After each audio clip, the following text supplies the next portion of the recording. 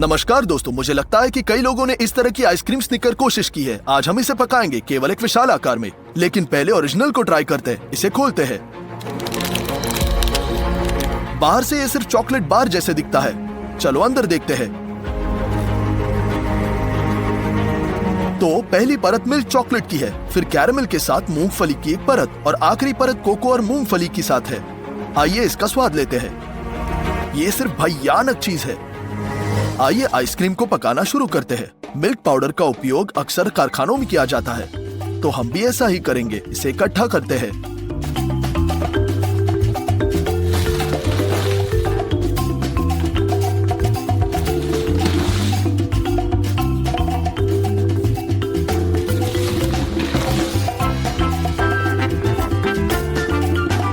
तराजू पर सही मात्रा से मापेंगे। हमें 3.5 किलोग्राम चाहिए। पहले बेसन में मिल्क पाउडर डालेंगे और दूसरे में 3.5 किलोग्राम। ये थोड़ा कोको भी है। आपको चीनी की आवश्यकता होगी। इसे तराजू पर मापना होगा।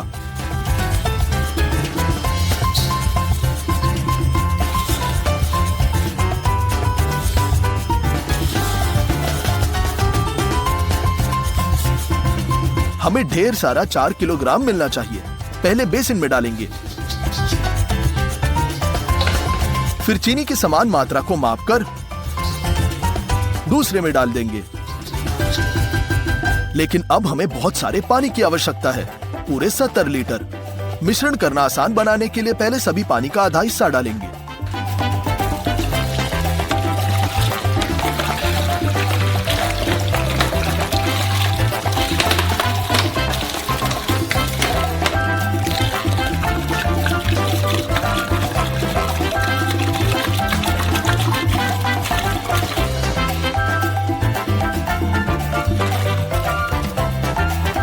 और बस सूखे पाउडर को छड़ी के साथ पानी में मिलाएंगे जब तक कि हमारा एक ठंडा कोको न मिल जाए। दूसरे बेसन के साथ भी यही दोहराएंगे। जब सब कुछ अच्छी तरह से उभारा जाता है तो शेष पानी डालेंगे।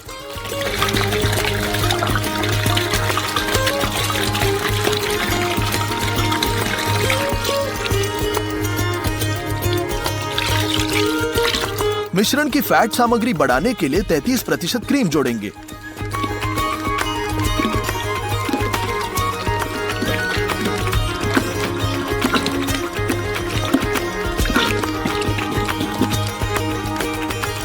अब हमें xanthan और गुआर गम चाहिए।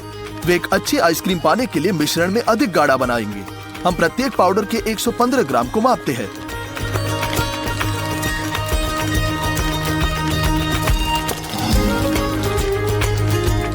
उन्हें एक साथ मिलाएंगे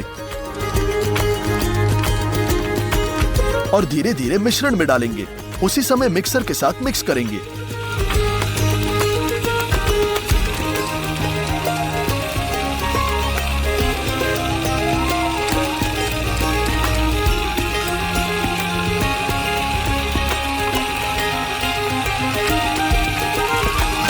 इन चूर्णों को बहुत सावधानी से मिश्रित करने की आवश्यकता है ताकि कोई गांठ ना हो, और अगर सब कुछ सही तरीके से करें तो द्रव्यमान गाढ़ा हो जाएगा। पहला बैच तैयार। चलो दूसरे पर चलते हैं। हम xanthan गम, गुआर गम भी डालेंगे।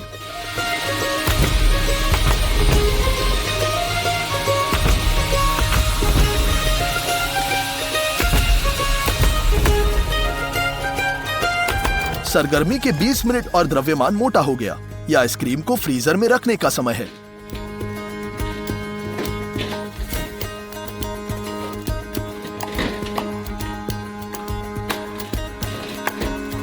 हम उसे पूरे दिन के लिए यहीं छोड़ेंगे। तीसरे दिन हमें मूंगफली की बहुत आवश्यकता होगी। यहाँ 50 किलो है। हमारी मूंगफली खुली हुई है लेकिन कच्ची है, तो हम इसे भूनेंगे। हम लगभग एक पूर्ण कढ़ाई में डालते हैं।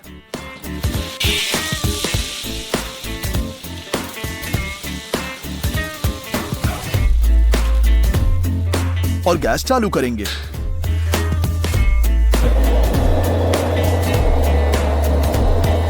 इसे लगातार हिलाया जाना चाहिए ताकि मूंगफली समान रूप से तली हो।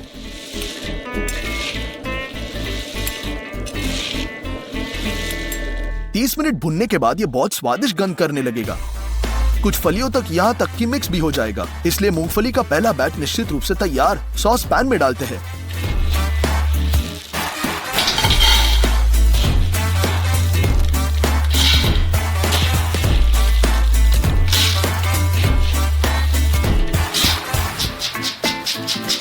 हो गया। और हम कच्चे मूंगफली के अगले बैच के साथ कढ़ाई को भरेंगे और इन्हें भी भूनेंगे। तो हमने सभी 50 किलो तले। आइसक्रीम की संरचना में मूंगफली का पेस्ट शामिल है, इसलिए हम मिलांजर में तली हुई मूंगफली डालते हैं। स्टोन मील स्टोन धीरे धीरे मूंगफली पीसता है और जारी तेल के कारण द्रव्यमान नम हो जाता है।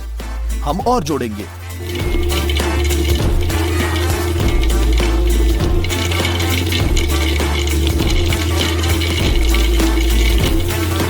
मेलेंजर मूंगफली को 2 घंटे तक पीसेगा, जिसके बाद मूंगफली का पेस्ट प्राप्त होगा और इसे मीठा बनाने के लिए कॉर्न सिरप डालेंगे।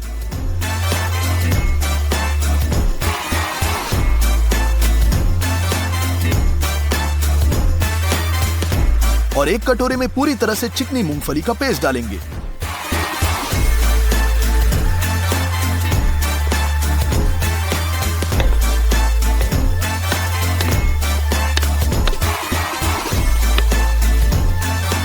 कुल मिलाकर हमने 3 बैच बनाए।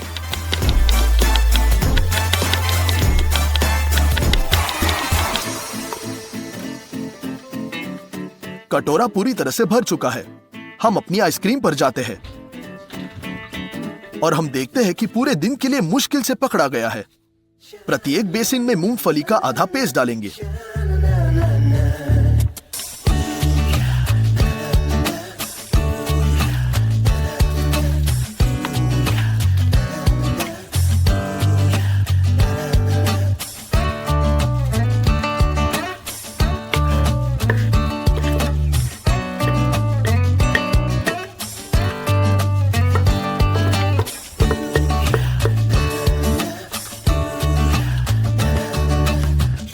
और इसे एक बड़े मिक्सर के साथ आइसक्रीम में मिलाएंगे। वैसे ये हवा के बुलबुले के साथ भी हस्तक्षेप करेगा ताकि आइसक्रीम अधिक रसीला हो जाए।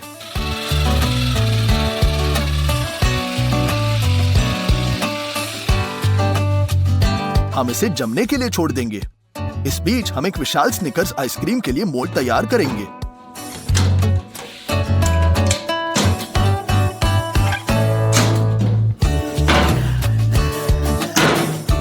इंटरनल दीवारों को तेल से चिकना करेंगे और तुरंत सूखा जाता है। अब चर्मपत्र पूरी तरह से दीवार से चिपका जाएगा और सिलवटों की संख्या न्यूनतम होगी। चर्मपत्र को चिकना करेंगे। हम दीवार उठाते हैं और टेप के साथ चर्मपत्र ठीक करेंगे। पहली दीवार तैयार। इसी तरह आपको बाकी की तैयारी करनी होगी। हम तल पर एक खाद्य फिल्म से प्लाईवुड डालते हैं और दीवार को भी स्थापित करते हैं। मोल्ड को बंद कर दिया।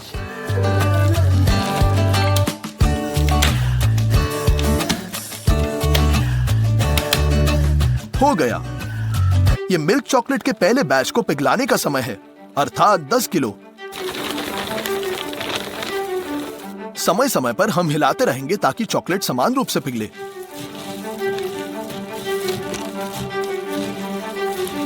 एक घंटे के बाद सब कुछ तैयार। हम गैस स्टोव कंटेनर को हटाते हैं और मोल्ड के तल पर सभी चॉकलेट डालेंगे।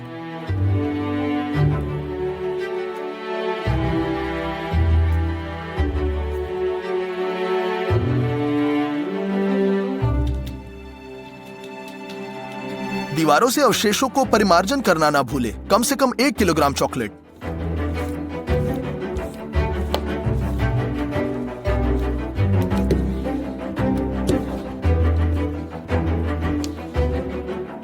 और एक विस्तृत रंग के साथ तल पर चॉकलेट फैलाए।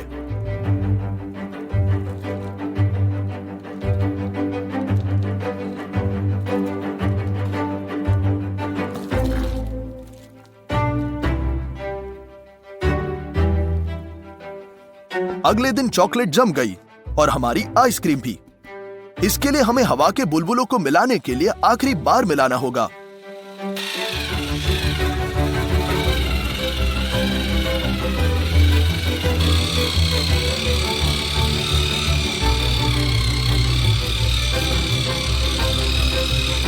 हो गया।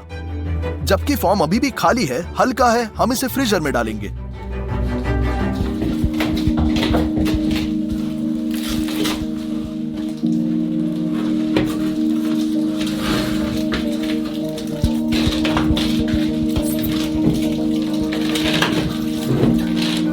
हम आइसक्रीम को स्कूप करते हैं और इसे मोल्ड में स्थानांतरित करेंगे।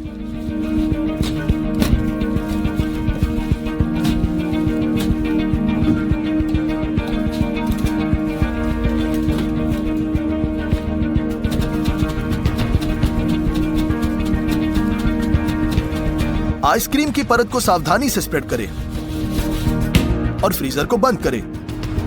कैरेमल के लिए पहले से सॉसपैन में 8 लीटर दूध डालेंगे और इसे मिनिमम पावर पर गर्म करने के लिए स्टव पर रखेंगे। अब हमें एक बड़े सॉसपैन में 7.5 किलो कॉर्न सिरप डालना है।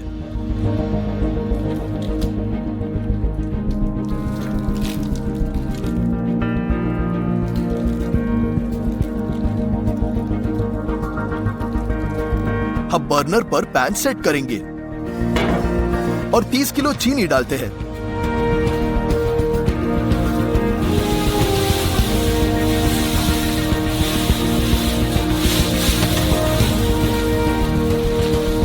ऊपर 4 लीटर पानी डालेंगे और मिक्स करेंगे ताकि सभी चीनी गीली हो जाए। हो गया। हम बर्नर को चालू कर सकते हैं और पैन को ढक्कन से ढकेंगे, तेजी से गर्म करेंगे। जब कैरेमल उबलता है तो हम ढक्कन को हटाते हैं और थर्मामीटर स्थापित करेंगे। कैरेमल को 144 डिग्री तक पकाते हैं। अब आपको मक्खन की बहुत आवश्यकता होगी। हम इसे खोलेंगे।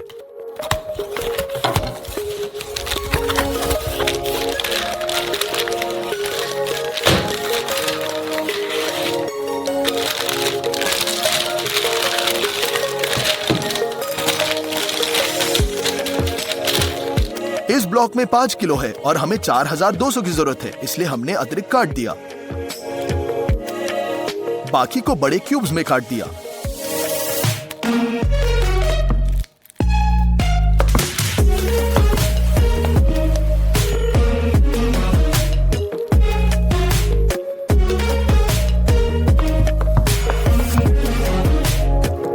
और कैरेमल में डंप किया।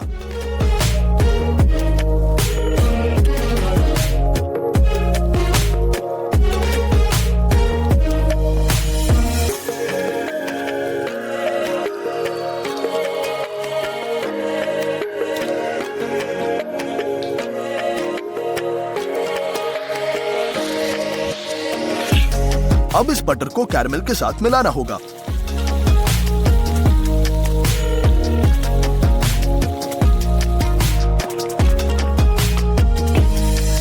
आठ लीटर गर्म दूध डालना बाकी है।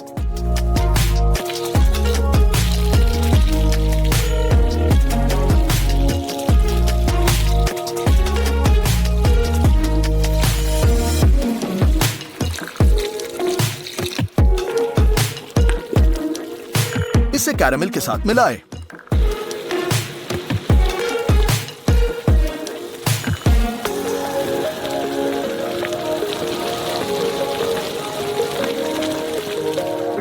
इस पॉइंट पर कैरेमल तैयार है। इसका आधा हिस्सा दूसरे सॉसपैन में डालेंगे।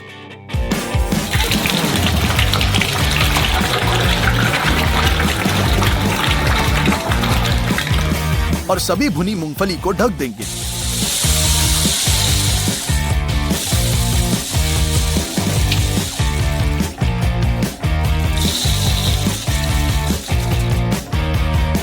ये सब एक छड़ी के साथ मिलाएंगे जब तक कि कैरेमल मूंगफली को ढक न दे।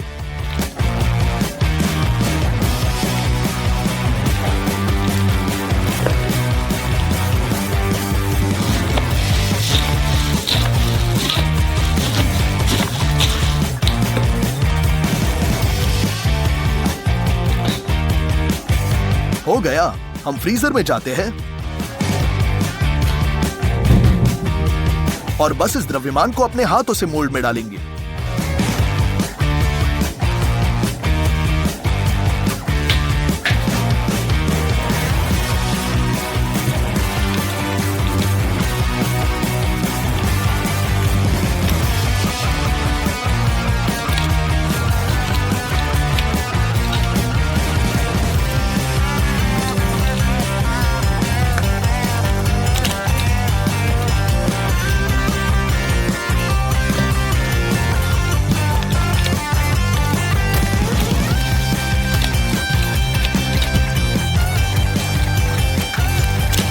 पहला पैन खाली कर दिया गया था, इसलिए हम दूसरे में लाते हैं और नट्स के साथ कैरमल वाले मोल्ड को भरना जारी रखेंगे।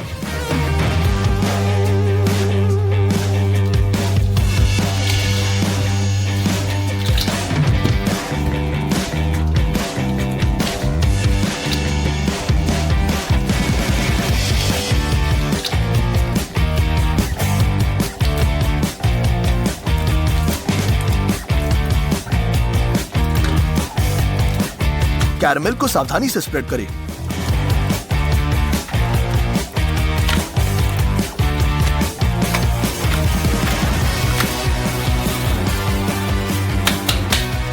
अंत में इस सभी को रात भर हम जमने के लिए छोड़ देंगे। अगले दिन हम फॉर्म निकालते हैं। हम इसे खोलते हैं।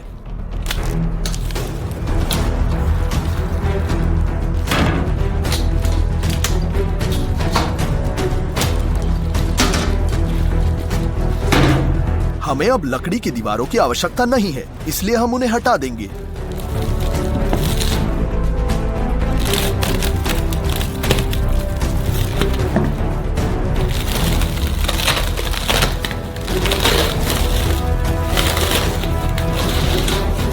और मोल्ड को वापस बंद करेंगे।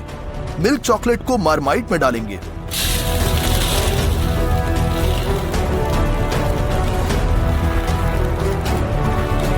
और इसे पिघलाते हैं, लेकिन इस बार हमें अधिक तरल चॉकलेट की आवश्यकता है, इसलिए 1 गिलास तेल डालेंगे और मिक्स करें। अब चॉकलेट वैसे ही निकला जैसे चाहिए। इसे भरेंगे। सबसे पहले हम लकड़ी की दीवारों को हटाने के बाद दिखाई देने वाली गुहादों को भर दें।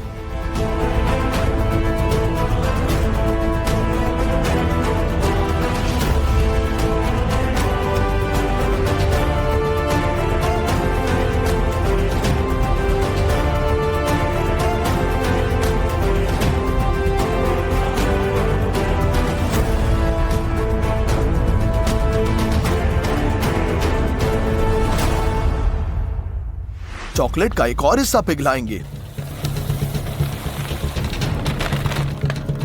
और ऊपर डाल देंगे।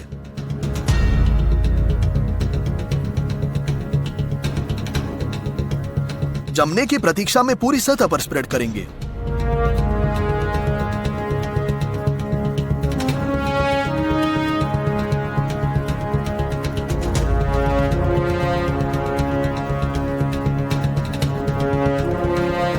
अंत में फॉर्म खोला जा सकता है।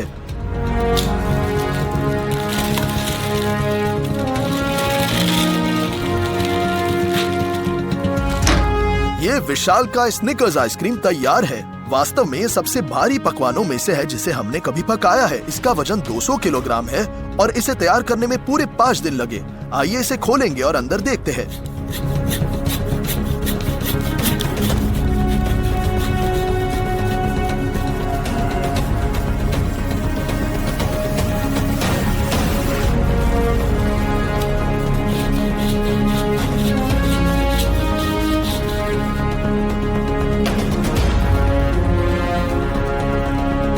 नमस्कार दोस्तों, मुझे लगता है आपने नटेला और गो खाया ही होगा। हम पैन खोलते हैं और क्रिस्पी स्टिक्स देखते हैं जिन्हें चॉकलेट पेस्ट में डुबोना पड़ता है। बहुत कूल। आज हम बिल्कुल वही दोहराएंगे, केवल जायंट साइज में। इसके लिए हम बहुत सारे नट्स की जरूरत होगी। वे अब कच्चे हैं, इसलिए हम इसे खोलते हैं। बेकिंग शीट पर सभी नट्स को बिखेरते हैं।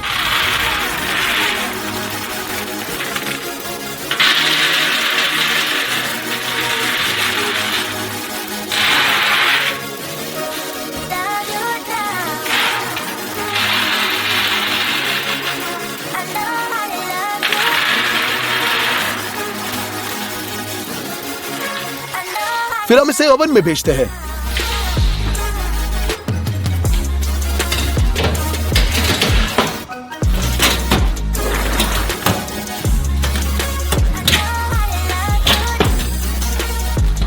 हम उन्हें कन्वेक्शन मोड में 200 डिग्री पर भूनेंगे। इसके वजह से नट्स कई गुना अधिक फ्रेग्रेंट हो जाएंगे। 20 मिनट के बाद हम इन्हें ले लेंगे।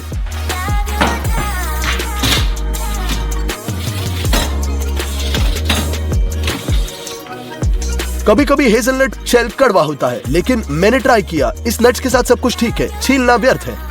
इसलिए आसानी के लिए हम उन्हें कटोरे में डालते हैं।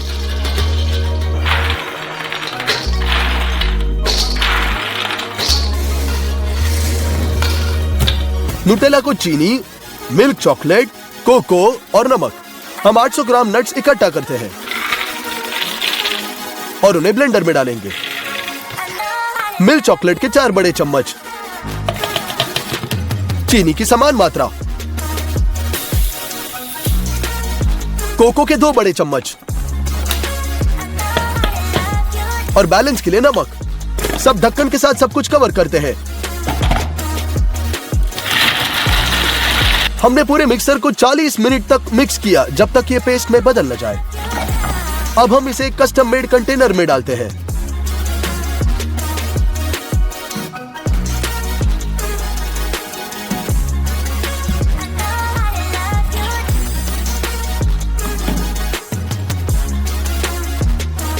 नटेला के दूसरे पोर्शन के लिए पर्याप्त ब्लेंडर नहीं था और ये टूट गया, इसलिए हम कुकिंग की तकनीक को थोड़ा बदलना होगा। हम मिक्सर पर एक मांस की चक्की स्थापित करते हैं, एक तश्तरी में नट्स डालते हैं और उन्हें पीसते हैं फाइन ग्रिड के माध्यम से। इस प्रकार हम इसके माध्यम से सभी हेज़लनट्स पास करेंगे। 800 ग्राम कुचले नट्स को मेलेंज में डालते हैं।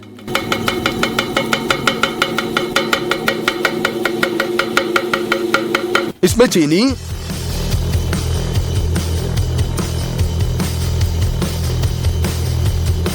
चॉकलेट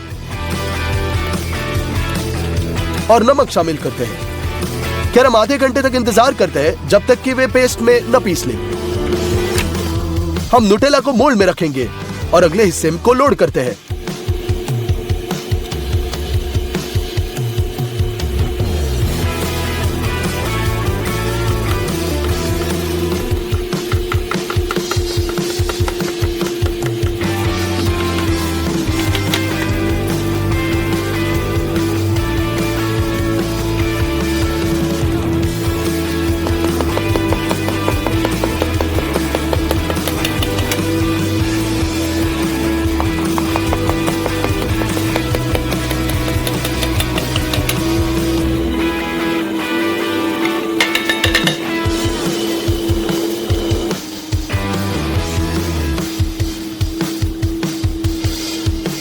बाद में हमने एक बार में डबल भाग बनाया और पेस्ट को इतनी पूरी सुपर चिकनी कंसिस्टेंसी में लाया।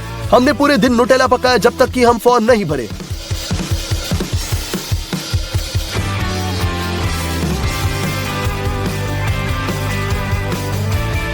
पेस्ट बनाया गया था, बड़ी छड़ें पकाने क्यों बची है। हम उन्हें अपने बड़े ओवन में बेक करेंगे, लेकिन पहले हम लकड़ी काट लेंगे और आग लगा देंगे।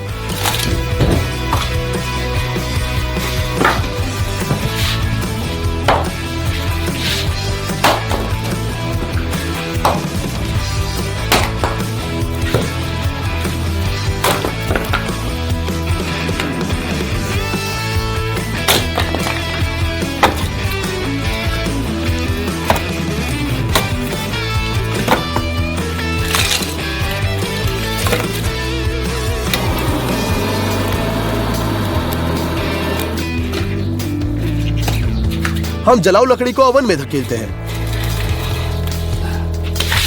इसे गर्म होने देंगे। आटे के लिए बेसिन में 3 लीटर 330 मिलीलीटर पानी डालेंगे।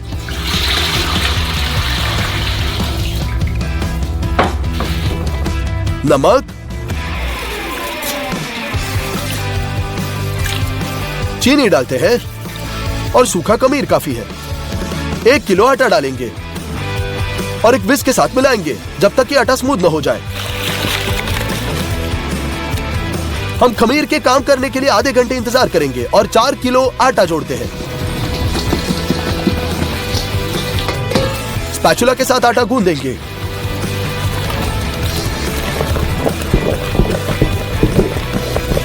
$300 मिलीलीटर तेल डालेंगे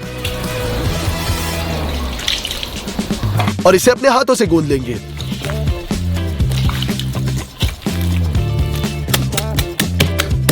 फॉइल के साथ कवर करेंगे। धूप में आधे घंटे के बाद आटा बहुत बढ़ गया।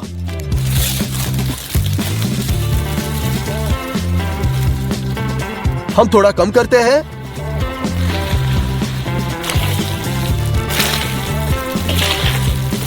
और फिर से फॉइल में कवर करेंगे।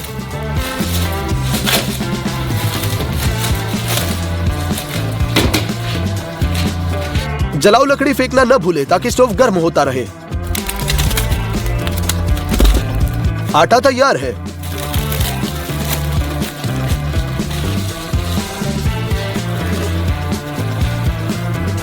हम इसके एक हिस्से को फाड़ देते हैं और इसे तराजू पर रख देंगे। प्रत्येक स्टिक का वजन 853 ग्राम होगा। हम आटे के साथ मेज को धुल देंगे। हमारा आटा उस पर डालेंगे, स्ट्रेच करेंगे और अपने हाथों से फैलाते हैं।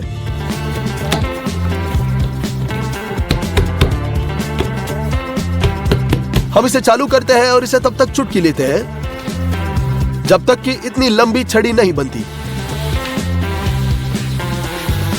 हम इसे 3 बार मोड़ते हैं और एक स्पैचुला की मदद से इस चर्म पत्र के साथ पंक्तिबद्ध एक विशाल बेकिंग शीट में डालेंगे।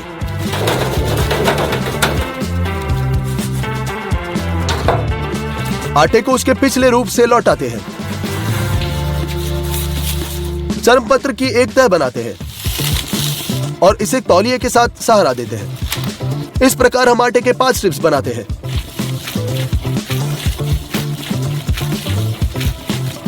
इस बीच स्टोव अच्छी तरह से गर्म हो गया है। अंगारों को किनारों पर रेक करेंगे।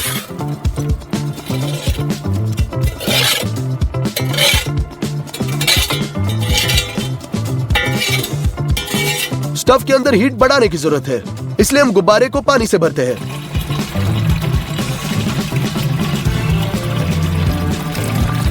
ढक्कन को कसते हैं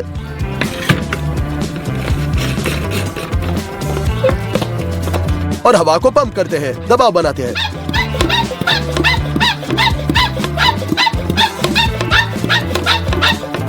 और अब हम स्प्रे गन से गर्म ईंटों पर समान रूप से पानी स्प्रे करते हैं।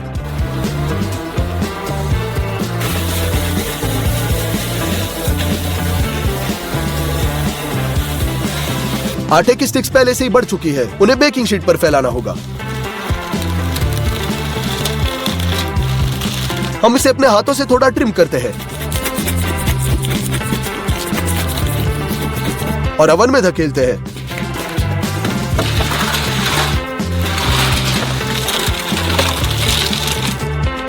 दो ढक्कनों के साथ बंद करेंगे और आधे घंटे के बाद वापस खोलते हैं।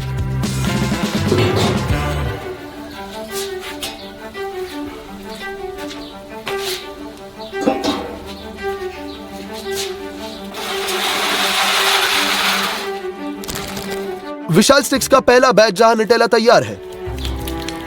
चलो एक और बनाते हैं।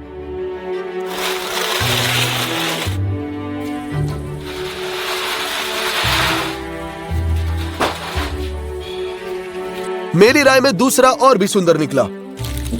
हमारे लिए ऑर्डर वाली न्यूटेला बॉक्स की एक बड़ी हुई प्रति बनाई गई। प्राइमर की कैन को हिलाते हैं और इसके साथ बॉक्स को कवर करेंगे। उसके बाद हम भूरे रंग के पेंट के साथ सब कुछ पेंट करेंगे। हम बॉक्स को स्टूडियो में स्थानांतरित करते हैं। एक्रेलिक पेंट, ब्रश और रोलर्स के साथ बांटते हैं। हमें एक सफेद पेंट की जरूरत है। हम एक ब्रश के साथ सीमाएं खींचते हैं और रोलर के साथ सफेद बैकग्राउंड बनाते हैं। हम एक पेंसिल के साथ शिलालेख बनाएंगे। इस सभी को सजाते हैं।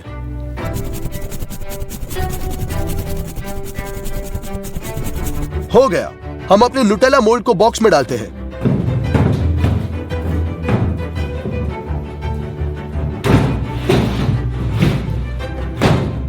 साथ ही बड़े स्टिक्स भी।